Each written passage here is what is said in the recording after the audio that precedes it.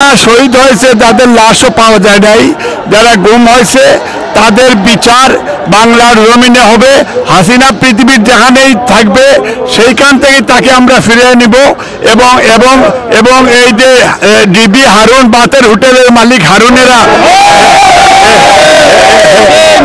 এবং পুলিশের আইজি বেনজির আসাদ, তোমাদের বিচার বাংলার জমিনে হবে। তাপস, তোমাদের বিচার বাংলার জমিনে হবে।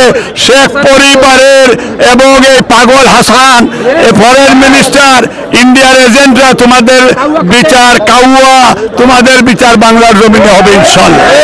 এটার বিচার নিশ্চিত থাকেন আপনারা। ধন্যবাদ।